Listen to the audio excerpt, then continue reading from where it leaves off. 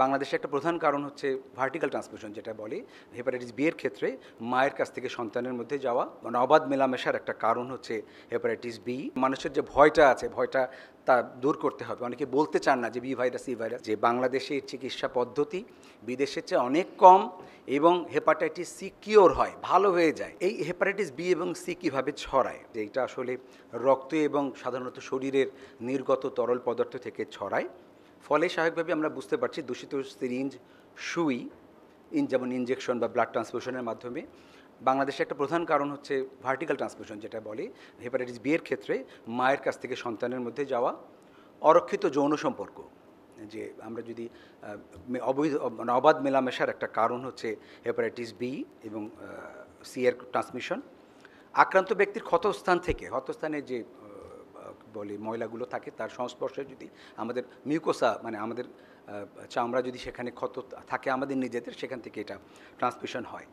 আর একটা বড় ট্রান্সমিশনের কারণ হচ্ছে যে আমরা যারা দাঁতের ডাক্তারের কাছে যাই, আমাদের কোনো পাশ করা ডাক্তারের কাছে আমাদের মাস পিপলরা যাচ্ছে না, তারা যাচ্ছে নিকটবর্তী তার কাছে, যারা পাস ছাড়া যারা প্র্যাকটিস করে তাদের কাছে। এই যে তাদের জীবাণুযুক্ত, মানে জীবাণুমুক্ত করা হয়নি, এরকম ইনস্ট্রুমেন্টের কারণে কিন্তু হেপাটাইটিস বি এবং সি ছড়াচ্ছে। বর্তমানে টাটুইং একটা খুব কমন ট্রেন্ড। টাটুইং শুরু হয়েছে একাধিক, আমরা নোজ পিয়ার্সিং, স্কিন পিয়ার্সিং, কানে অনেকগুলো ফুটা করা, এই যে বডি পিয়ার্সিং করা, এটা কিন্তু এখন একটা ট্রেন্ড হচ্ছে। আর একটা হচ্ছে যে আমাদের ডায়াবেটিস তো অনেক বেশি আমাদের বাংলাদেশে। রোগীদের ডায়াবেটিস মেশিনগুলো তারা দোকানে যেয়ে একই মেশিনে টেস্ট করতে চায়।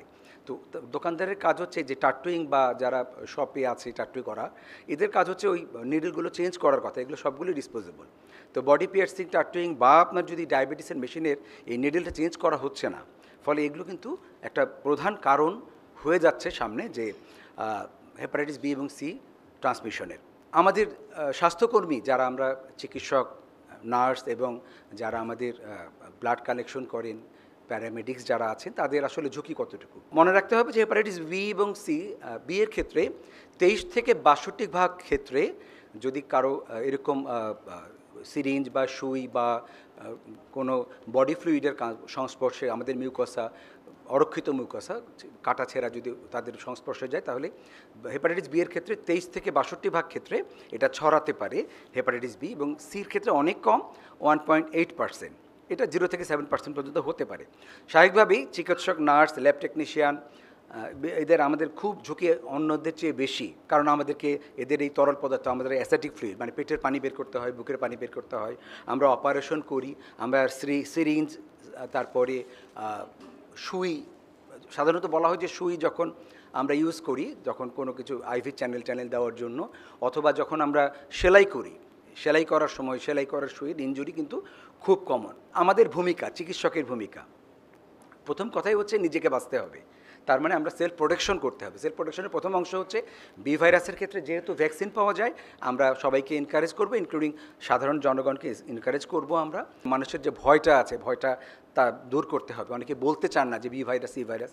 এক সময় আমাদের ফাইলের উপরে লেখা থাকতো এইচবিসিজি পজিটিভ, এইচসিভি পজিটিভ। এটা আমরা এনকারেজ করেছি যে না, এটা বন্ধ করতে হবে, এটা করার প্রয়োজন নাই।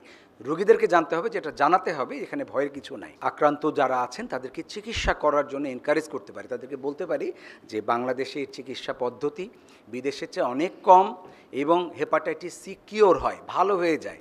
ফলে আপনি যদি সি ভাইরাসের পজিটিভ হন এবং আপনি চিকিৎসকের কাছে আসেন, যেটার চিকিৎসা এবং ইভেন সরকারিভাবে হেপাটাইটিস সি ভাইরাসের মাঝে মাঝেই আমরা দেওয়ার চেষ্টা করছি বিনামূল্যে।